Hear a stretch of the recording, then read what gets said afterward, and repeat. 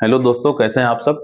हम लोग को देखना है मूल अधिकार। एक्चुअली में एक क्लास पहले ही हो चुकी है, लेकिन वो कुछ कॉन्सेप्ट पे बात हुई है। आज जो है मूल अधिकार के बारे में हम लोग पढ़ेंगे। तो हम लोग जो है स्टार्ट करते हैं भाग 3, मूल अधिकार, फंडामेंटल राइट। आर्टिकल कितने से 12 से लेके 35 तक। ठीक है, इस पे हम लोग जो है बेसिकली आज बात करेंगे। अच्छा, आप सभी को पता होगा कि जो है ये जो भाग 3 है मूल अधिकार, ठीक है, उसमें जो है कितने हैं मूल अधिकार। पीछे पहले कितने थे? पहले जो है 7 थे। अब कितने हैं? अब 6 हैं। कौन सा हटा है?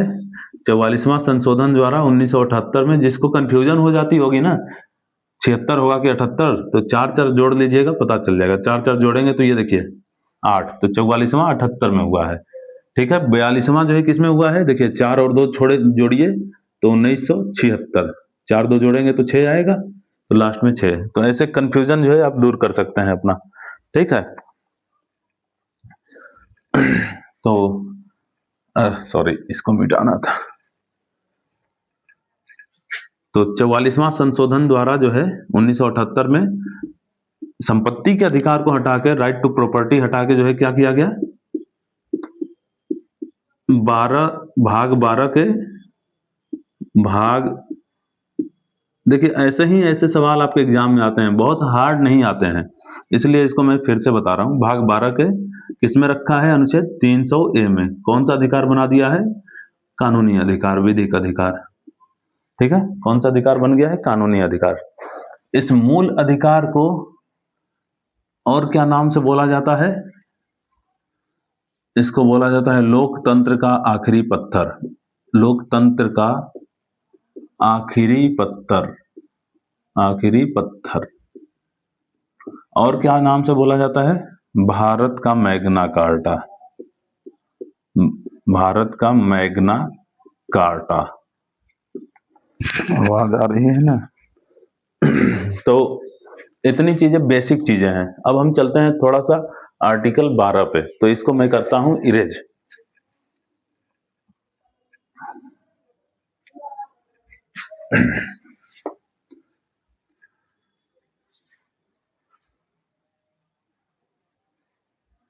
तो आर्टिकल 12 जो है बेसिक सी चीजें हैं। आर्टिकल 12 क्या बोलता है? राज्य की परिभाषा। आर्टिकल 12, अनुच्छेद 12।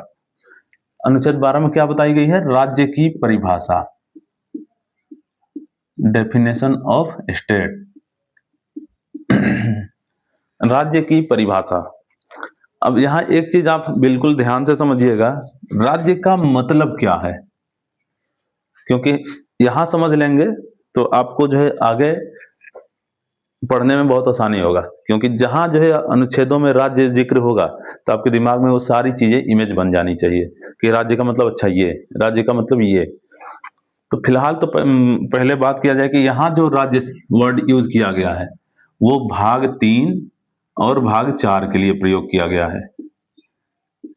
ऐसा नहीं कि जो है आप भाग 5 6 ऐसे में चल जाए।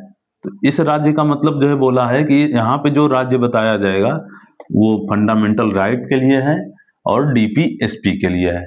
ठीक है, अब यहाँ पे राज्य है क्या? तो राज्य का मतलब है केंद्र सरकार। पहले तो आप समझ लीजिए, फिर मैं बताता हूं राज्य में आएगा कौन। राज्य का मतलब क्या है? राज्य वो है जो किसी के अधिकारों को कम करे, किसी के अधिकारों को बढ़ाए, उसे क्या कहते हैं? राज्य कहते हैं। ठीक है, इस पॉलिटी के और आर्टिकल 12 के जो है लैंग्वेज में। ठीक, अब राज्य में आता कौन कौन है? राज्य कहेंगे किसको? किसको कहेंगे राज्य? तो केंद्र सरकार जो है ना, केंद्र सरकार में जो लोग हैं सबको राज्य बोला जाएगा। केंद्र सरकार हो गए, राज्य सरकार हो गया। ठीक है, जितने भी सरकारी कर्मचारी हैं, सरकारी कर्मचारी हुए, नगर पालिका, पंचायत, लोकल बॉडी लिख दें सीधे, स्थानीय स्वशासन वाली निकाय, स्थानीय निकाय, इसमें जो है नगर निगम, पंचायत, जिला बोर्ड, ये सारी चीजें आ गई। ठीक है, और क्या जो है राज्य है? तो जितने भी जो है सरकार द्वारा, सरकार का मतलब राज्य हो सकता है या फिर केंद्र हो सकती है, वित्त पोषित संस्थाएं हैं जिसमें वित्त पोषण किया जाता है, सरकार द्वारा वित्त पोषित संस्थाएं हैं, वो जो है सब राज्य के हिस्से होंगी। पुलिस क्या होगा? पुलिस, पुलिस राज्य होगा। ठीक है। तो इस तरीके से जो है राज्य एक बड़ा व्यापक शब्द है। जब भी हम जो है बोलेंगे कि जो है राज्य आपसे भेदभाव नहीं कर सकता लिंग, वचन, लिंग, धर्म, इन सब के आधार पे, तो इसका मतलब आप केवल यही मोदी योगी वाला राज्य नहीं समझिएगा। राज्य नहीं कर सकता आपसे भेदभाव, तो कौन नहीं कर सकता? पुलिस नहीं कर सकता, डॉक्टर नहीं कर सकता, कोई भी सरकारी कर्मचारी नहीं कर सकता। ठीक है। ये नहीं कि जो है राज्य का मतलब वो समझ गए कि बस राज्य भेदभाव नहीं करेगा। चाहे मैं बोला कि अवसर की समानता है, सबको राज्य एक समान अवसर देगा। ठीक है। तो ऐसा नहीं कि केंद्र सरकार, राज्य सरकार, आपकी स्थानीय निकाय भी वो चीजें होंगी।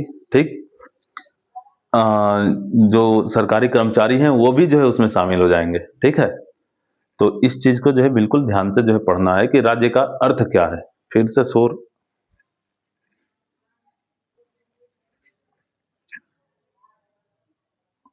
तो देखिए, मैंने क्या बताया कि राज्य की परिभाषा में ये सारे चीजें आएंगी। ठीक है। अब आप हमें बताएंगे कि एनसीईआरटी, एनसीईआरटी, बीसीसीआई, ये राज्य होंगे या नहीं होंगे? आप बताएं। एनसीईआरटी होगी, बीसीसीआई होगा कि नहीं होगा राज्य? 2 पॉइंट हो गया। ठीक है। अच्छा, आप बताइए हमको कि राष्ट्रीय महिला आयोग, राष्ट्रीय महिला आयोग राज्य होगा या नहीं होगा? तो मैं बताता हूं आपको, राष्ट्रीय महिला आयोग जो है वो राज्य मानी जाएगी, यानी कि संवैधानिक संस्थाएं, सांविधिक संस्थाएं, सांविधिक मतलब जो कि संविधान में किए गए विधान द्वारा बनाई गई हो, यानी कि संसद के विधि द्वारा बनाई गई हो, तो संविधानिक विधि, इसको स्टैच्यूरी बॉडी बोला जाता है संवैधानिक संस्थाओं को। और संवैधानिक संस्था जो है कॉन्स्टिट्यूशनल जो है बॉडी होती हैं। तो सांविधिक जो संस्था है, यानी कि जो संसद के नियमों के तहत बनी है, तो राष्ट्रीय महिला आयोग 1992 में जब बनाया गया था, संसदीय विधि द्वारा बनाया गया था। तो यानी ये सब जो होंगे ना, ये राज्य की कैटेगरी में आते ही आते हैं। ओएनजीसी है कि नहीं है? तो मैंने बताया ना कि राज्य का जिसमें जो है हिस्सा है, जिसमें राज्य वित्त पोषित करता है, जिसमें सरकार वित्त पोषण करती है, वो सब क्या हो जाएंगे? वो सब राज्य में आएंगे। तो कभी आपसे पूछ ले ओएनजीसी, ठीक है, सेल, गेल, राष्ट्रीय महिला आयोग, यूपीएससी, एलआईसी, ये सारे के सारे जो है क्या है? राज्य हैं। समझिएगा इसको अच्छी तरीके से। ठीक है। अब जो है ये दोनों राज्य में नहीं शामिल है, मैं बताता हूं क्यों। मैं इसको मिटा रहा हूं। तो एनसीईआरटी जो है ना, 1992 में एक केस हुआ था, चंद्रमोहन खन्ना वाला केस। ठीक है। तो चंद्रमोहन खन्ना का जो केस आया था, उसके तहत जो है एनसीईआरटी को जो है बोला गया कि ये राज्य नहीं है। कौन सा केस है? चंद्रमोहन खन्ना बनाम एनसीईआरटी। देखिए, अगर इसके अंदर घुसेंगे कि क्यों आया, कैसे आया, तो बहुत ही जो है लंबा लंबा क्लासेस हो जाएगी, उतना आपको जो है जानने की जरूरत नहीं। बस याद रखिए एनसीईआरटी, चंद्रमोहन खन्ना। ठीक है। ईयर भी आपको याद रखने की जहां जरूरत होगी मैं बता दूंगा। हालांकि इसका ईयर वही है जो इंदिरा साहनीवाद का है, इसलिए आप इससे रिलेट कर लीजिए। तो इसमें क्या बोला गया सुप्रीम कोर्ट के द्वारा कि एनसीईआरटी जो है उसमें सरकार का वैसा वित्त पोषण नहीं है जितना होना चाहिए। इसका मतलब कि सरकार का केवल थोड़ा सा वित्त पोषण हो, उससे भी जो है वो संस्थाएं जो है राज्य मान ली जाए, ऐसा नहीं है। ठीक है। तो एनसीईआरटी में जो है सुप्रीम कोर्ट ने बोला कि वैसा वित्त पोषण नहीं है, बहुत मामूली सा वित्त पोषण है। इस कारण से एनसीईआरटी को सुप्रीम कोर्ट ने फाइनली क्या बोला कि ये राज्य नहीं है। ठीक है। यानी ये राज्य की परिभाषा में नहीं आती है। एक और केस आया था बीसीसीआई वाला 2005 में, वो केस इंपॉर्टेंट नहीं है, जी टेलीफिल्म वाला था। तो मैं बस बता देता हूं कि बीसीसीआई को भी कोर्ट ने क्या बोला कि स्टेट नहीं है, क्योंकि इस पे जो है नियंत्रण प्रशासन जो है राज्य का नहीं है, राज्य का वित्त पोषण नहीं है, इसलिए बीसीसीआई भी स्टेट नहीं है। अब जो है थोड़ा सा बढ़ते हैं आगे। आप बताइए, क्या कोर्ट यानी जो न्यायालय है वो राज्य है या नहीं? जो न्यायालय है वो राज्य होगी या नहीं? ये बहुत ही इंटरेस्टिंग चीजें हैं।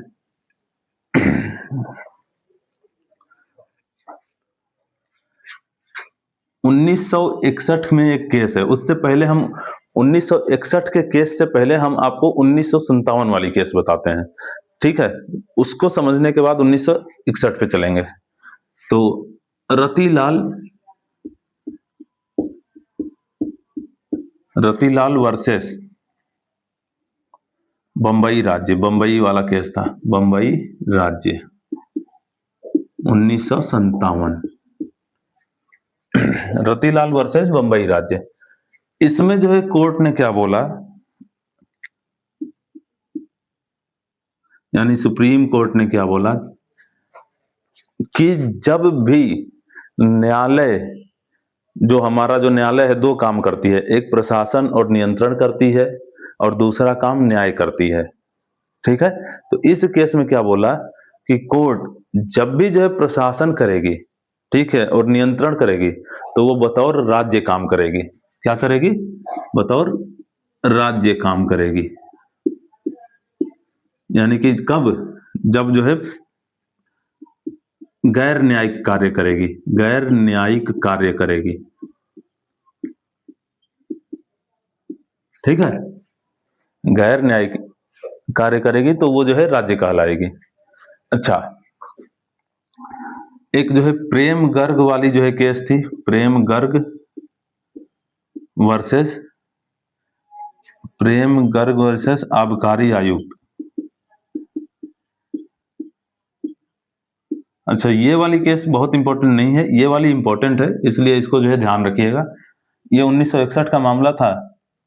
तो इसमें जो है कोर्ट ने बोला कि जब हम जो है न्यायिक कार्य करेंगे ना, न्यायिक कार्य, तब हम राज्य नहीं होंगे। तो राज्य कब होगा? यानी कोर्ट जो है दो कंडीशन में होती है, एक कंडीशन में राज्य नहीं होती है, एक कंडीशन में राज्य होती है। तो जब गैर न्यायिक कार्य करे, प्रशासन का कार्य करे, भर्ती लेने का कार्य करे, ठीक है, तो ये सब कार्य करेगी जब, तो वो जो है राज्य कहलाएगी। और जब भी जो है न्याय करने की जो है काम करेगी तो राज्य नहीं कहलाएगी। बहुत सीधा सा बात है, क्योंकि जो है भाई अगर न्याय करेगी तो हो सकता है किसी के साथ, एक के साथ एक को जो है सजा देगी, तो अब ऐसा तो नहीं ना है कि उसके अधिकार को ये छीन रही है, तो इसको संस्था मान ली जाएगी। अगर कोर्ट को ही संस्था मान ले तो जो है क्या कहता है अनुच्छेद 14 कि राज्य जो है किसी के साथ जो है कोई भेदभाव नहीं करेगा, ठीक है?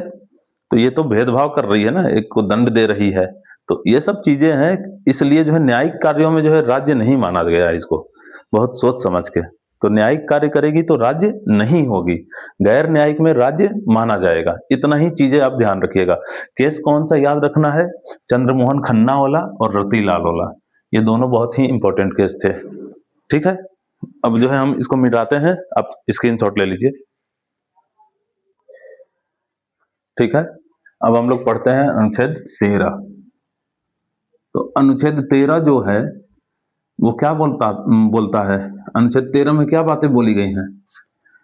अनुच्छेद 13 तो सबके जबान पर रटी हुई है कि संसद ऐसी कोई कानून नहीं बना सकती जो कि हमारे मौलिक अधिकारों का हनन करे। यानी संसद ऐसी कोई कानून नहीं बना सकती जो हमारे मौलिक अधिकारों का हनन करे। यदि ऐसा कोई कानून बनाया जाएगा तो उसे न्यायालय द्वारा शून्य घोषित कर दिया जाएगा। यही चीज है। तो इसी का लैंग्वेज क्या है आर्टिकल 13 में? अभी तो यहां से जो है हमारा शुरू भी नहीं हो रहा है। अब जब 14 से हम स्टार्ट करेंगे तो बताएंगे कि कौन से अधिकार थे, कितने थे, तब उसमें शुरू करेंगे, उसको अगले वीडियो में लाएंगे। आर्टिकल 13 क्या है कि मूल अधिकार से असंगत, यानी कि उनसे न मिलने वाली, संगत न होने वाली, असंगत, इनकंसिस्टेंट, असंगत और या मूल अधिकार से असंगत हो या अल्पीकरण करने वाली हो। अल्पीकरण यानी कि उनका अल्पीकरण मतलब कम करना।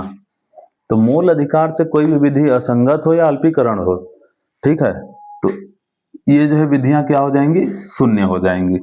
यही चीज जो है आपके अनुच्छेद 13 में बोली गई है कि मूल अधिकार का मूल अधिकार से असंगत या अल्पीकरण करने वाली विधियां शून्य होंगी। तो समझ गए, कहने का मतलब वही है कि संसद ऐसी कोई कानून, क्योंकि मूल अधिकार संबंधी कानून संसद ही बनाती है, अनुच्छेद 35 क्लियर वह बातें हैं। तो मूल अधिकार संबंधी जो है, जो इस हेडिंग को हम लोग जो है विस्तारित करते हैं, वो यही करते हैं कि संसद ऐसी कोई कानून नहीं बना सकती जो हमारे मूल अधिकार को कम करती हो, हनन करती हो, ठीक है, हनन करती हो या कम करती हो। यदि ऐसी विधि बनती है तो वो क्या हो जाएंगी, शून्य हो जाएंगी, ठीक है। यह है आर्टिकल 13।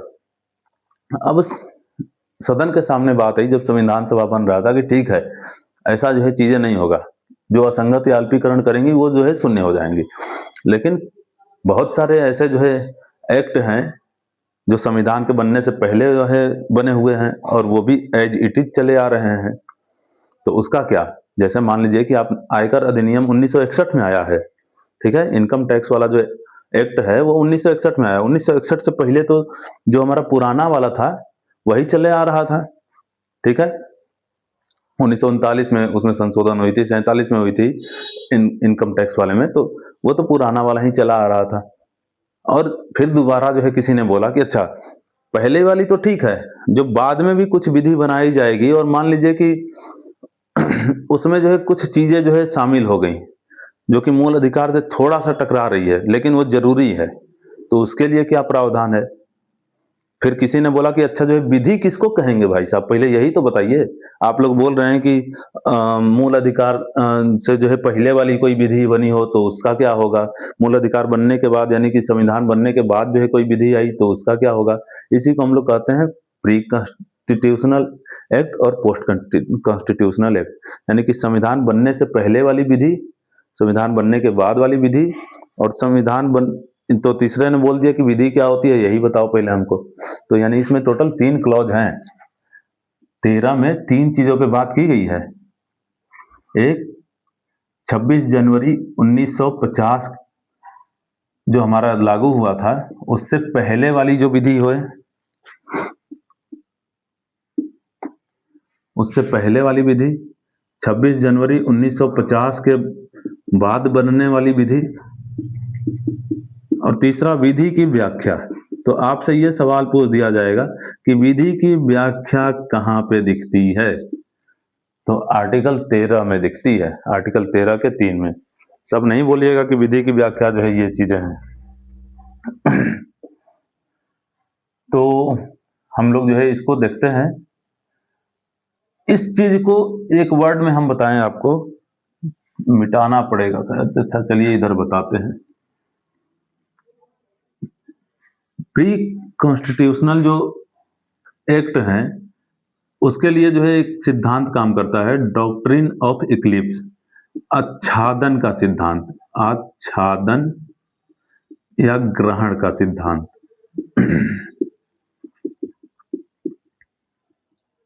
ठीक है, डॉक्ट्रिन ऑफ एक्लिप्स। एक्लिप्स वही वाला जो सोलर वाला है, ठीक है, एक्लिप्स जो कि ग्रहण होती है, सूर्य ग्रहण चंद्र ग्रहण वाली। तो इसमें क्या बोला गया कि जो है संविधान के बनने की पहले की जो विधि है, जैसे मान लीजिए ये पूरी एक विधि है, ठीक है, तो अगर मूल अधिकार से, जैसे ये पूरी विधियां हैं और मूल अधिकार में इतना ही जो है उसका दिक्कत हो रहा है, बाकी सारी लाइनें सब सही हैं, वो मूल अधिकार से नहीं टकरा रही हैं, और ये 2-3 लाइन टकरा जा रही है, तो ऐसे में क्या होगा कि इस पूरे जो है कानून को ही निरस्त नहीं किया जाएगा। इस जो है जो टकरा रही है ना ये वाली, बस इस पे जो है ये क्या करेगी, मूल अधिकार ग्रहण लगा देगी, इसको ग्रहण लगा देगी। यानी ये वाली जो विधि है, यानी ये वाली जो लाइनें हैं वो जो है पूरी तरह समाप्त नहीं होंगी, वो छुप जाएंगी, ठीक है, छुप जाएंगे। भविष्य में कभी जो है कोई ऐसा कानून बनता है तो वो फिर से वापस आ जाएंगे, जैसे कि 1951 वाला जो है मामला था, ठीक है, 1951 बोल रहे हैं, 1961 में एक मामला आई थी, अभी मैं थोड़ी देर में बताऊंगा। उसमें हुआ क्या था कि जो है टैक्स का जो है एक प्रावधान था, उस प्रावधान के तहत जो है एक व्यक्ति पे जुर्माना लगाया गया था। बस एसआर लाल जो है उनका नाम था। अब उन पे जुर्माना लगाया गया, एक्चुअली में जो वो जो विधि थी वो मूल अधिकार से टकरा रही थी, ठीक है, मूल अधिकार से टकरा रही थी। तो उसमें जो है हुआ क्या कि जुर्माना जो लगा वो तो सही नहीं माना जाएगा क्योंकि मूल अधिकार से टकरा रही है। फिर जो है सरकार ने क्या किया, वो जो विधि टकरा रही थी ना, उसको जो है संशोधन करके 9वीं अनुसूची में डाल दिया। तो 9वीं अनुसूची में आपको पता है कि कोई भी चीज डाल दी गई तो उस पे जो है जुडिशियल रिव्यू उस समय नहीं होता था। जुडिशियल रिव्यू नहीं होता था, इसका मतलब जो है फिर से वो जो है क्या हो गया, कानून जिंदा हो गया इन टैक्स वाला, और ये मूल अधिकार वाला जो है चीजें समाप्त हो गई। तो इसीलिए बोला जाता है कि ये जो डॉक्ट्रिन ऑफ इक्लिप्स है, ये जो है उसको छीक लेता है, ग्रहण कर लेता है, ये नहीं कि पूरी तरह समाप्त कर देता है। तो बस इतना समझिएगा कि जो है जो हमारा 26 जनवरी 1950 की पहले की विधियां हैं, उन पे कौन सा सिद्धांत काम करता है, डॉक्ट्रिन ऑफ इक्लिप्स, आच्छादन का सिद्धांत। ये जो है क्या करता है, जो भी जो है असंगत या अल्पीकरण जो है करती हैं, इसमें जो है विधि जो होती हैं, संविधान बनने के पहले वाली जो विधियां हैं, उसमें अगर कोई विधि जो है मूल अधिकार से असंगत या अल्पीकरण करती है तो उसको उतनी हद तक छेक लेता है, ठीक है। आई होप इतना समझ में आया होगा आप लोग को।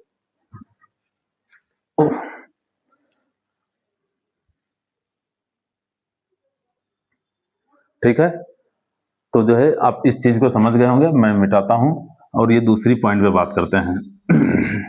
देखिए, आच्छादन या ग्रहण का सिद्धांत जो है क्या बताता है, बस थोड़ा सा एक दो क्लास में आपको थोड़ा सा लंबा खींचेगा, उसके बाद टू द पॉइंट जो है बात किया जाएगा। यहां से क्या है ना, एक दो क्लास तक आपकी समझ होनी चाहिए। तो आच्छादन या ग्रहण का सिद्धांत मैं एक बार फिर से बता दूं कि जो है संविधान बनने के पहले की कोई विधि यदि जो है मूल अधिकार से टकराती है तो वो पूरी तरह निष्क्रिय नहीं की जाएगी, वो उस सीमा तक जो है उसको मतलब जो है आच्छादित कर दिया जाएगा, या फिर जो है उस पर ग्रहण लगा दिया जाएगा या निष्क्रिय कर दिया जाएगा, जो कि मूल अधिकार से टकराती थी, ठीक।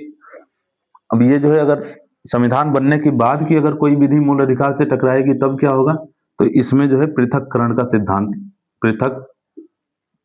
सिद्धांत काम करेगा, डॉक्ट्रिन ऑफ सेवरेबिलिटी, ठीक है।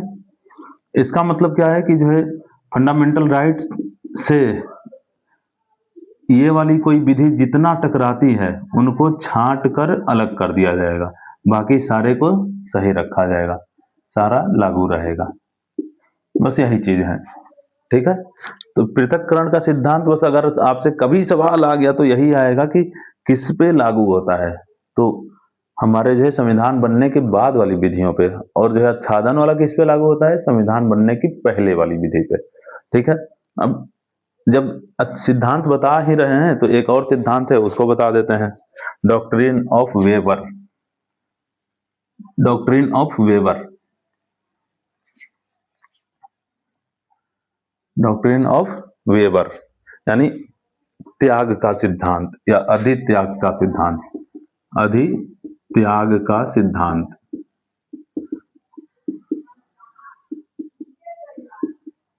Doctrine of weber. इसका मतलब क्या है, पहले तो अधित्याग का सिद्धांत समझिए। आप अपनी इच्छा से कुछ भी चीजें त्याग दें उसको बोला जाएगा अधित्याग का सिद्धांत, ठीक है। जैसे आप जो है ऋषिकेश वगैरह जाते हैं, चाहे लोग जाते हैं तो देखते हैं वो रस्सी में बांध के जो है नीचे जो है उनको फेंका जाता है रस्सी काट के, ठीक है, वो वाली जो है खेल खेलते हैं। अब उस खेल का एक्चुअली में नाम नहीं मुझे पता है, किसी को पता हो तो कमेंट कर दीजिएगा। तो उस पर पहले ही फॉर्म पे साइन करा लिया जाता है कि यदि आपके साथ कुछ जिम्मेदारी न हो जाती है, आप जो है मर जाते हैं, ठीक है, तो ऐसी परिस्थिति में हमारी जिम्मेदारी नहीं होगी, तो आपने उस पर साइन कर दिया, तो अधित्याग का सिद्धांत वहां काम किया, आपने अपने आप को त्याग दिया वहां पे, चलो कोई नहीं देखा जाएगा। क्लियर है।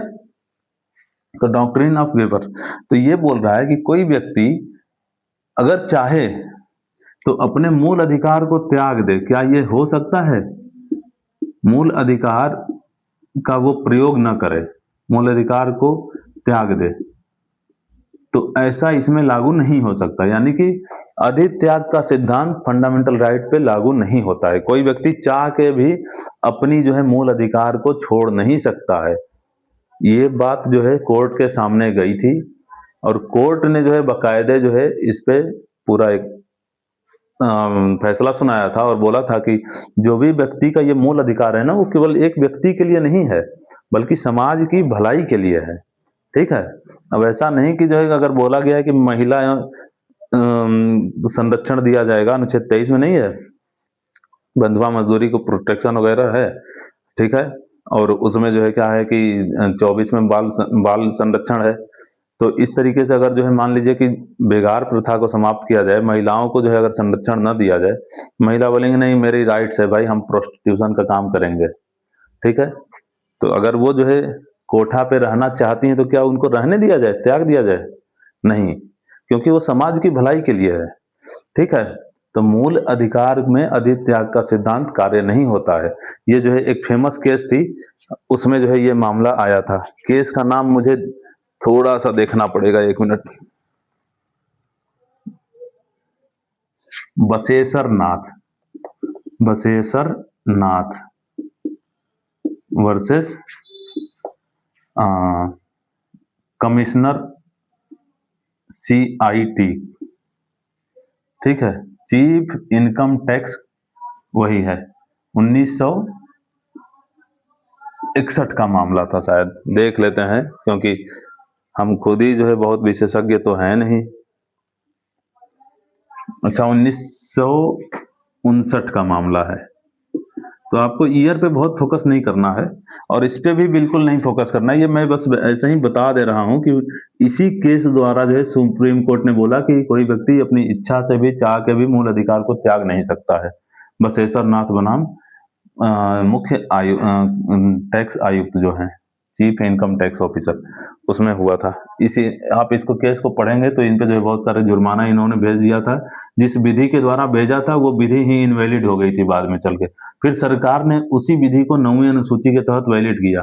तो ये सब मामले आई थे। ठीक है। तो अब हम आगे बढ़ेंगे अपने उस पे जो है कि विधि की व्याख्या क्या है।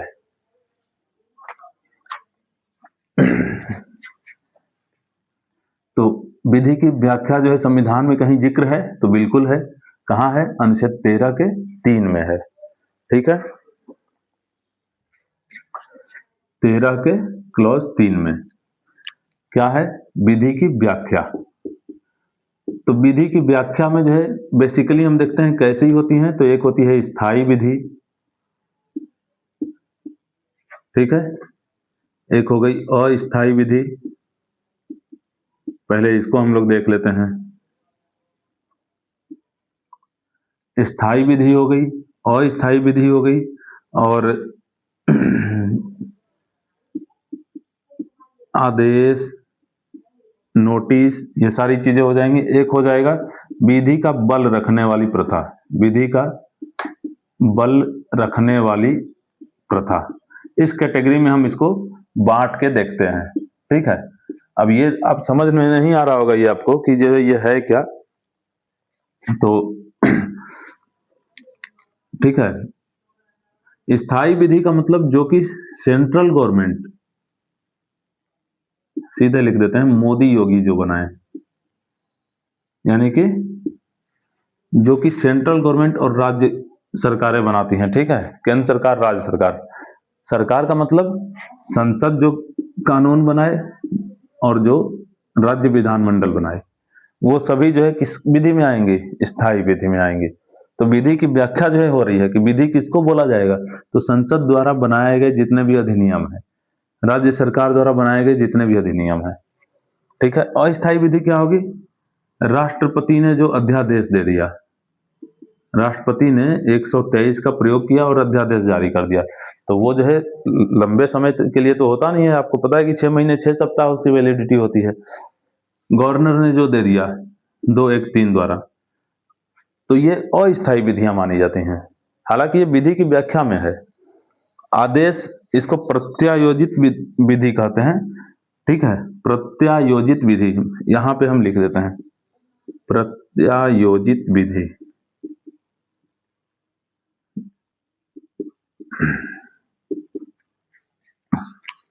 तो जिसमें आदेश हो गया, आदेश का मतलब कार्यपालिका जो आदेश हुआ, ठीक है, कोई जो है नियम बन गए, तो ये सब चीजें जो है किसमें आ जाएंगी, प्रत्यायोजित विधान में आ जाएंगी, प्रत्यायोजित विधि में। अच्छा, विधि का बल रखने वाली प्रथा जो कि जो है मैक्सिमम जो है ट्राइबल्स एरिया में, SC ST वाले एरिया में होती है, या फिर जो है राजस्थानी की जो है कुछ वैवाहिक चीजें हो गई, ठीक है। तो जो सिख का जो है आनंद कारक जो है मैरिज है, स्पेशली जो है जो कि विधि का बल रखती हैं, यानी कि उनके जो है पीढ़ी दर पीढ़ी वो जो है फॉलो होते आई है, तो वो एक तरह से ऑटोमेटिक वो नियम बन जाती है। तो नियम जो है क्या है, ऑलरेडी जो है विधि मानी गई है, तो विधि का बल रखने वाली प्रथा भी क्या हो जाएगी, विधि मानी जाएगी, ठीक है। तो ये हो गई जो है कि किसको विधि कहेंगे, किसको विधि नहीं कहेंगे, विधि की व्याख्या। अब चौथा क्लाज में जो है क्या बोला गया है कि अनुच्छेद 368 विधि नहीं मानी जाएगी, विधि नहीं मानी जाएगी।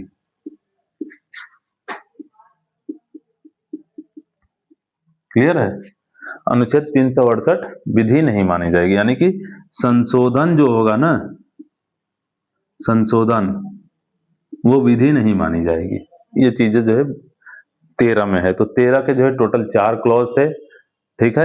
अब इसमें भी आपको क्या देखना था, पहला जो है और दूसरा कोई ज्यादा इंपॉर्टेंट नहीं है, तीसरा जो है विधि की व्याख्या से है, और चौथा जो है क्या बोला गया है कि संशोधन विधि नहीं मानी जाएगी। इतना ही चीजें हैं, इसमें जो है केसेस जो है कुछ हैं, तो उस केसेस को जो है हम सोच रहे हैं अगली क्लास में बता दें, ठीक है, या फिर जो है सारे केस एक साथ बता दें, पूरा पॉलिटी जो है मूल अधिकार पढ़ने के बाद, जैसा आप बताएं जो है कमेंट करें, थोड़ा सा मैं भी इस पे सोच विचार करूंगा। वीडियो भी लंबा हो रही है, मिलते हैं अगले वीडियो में, धन्यवाद।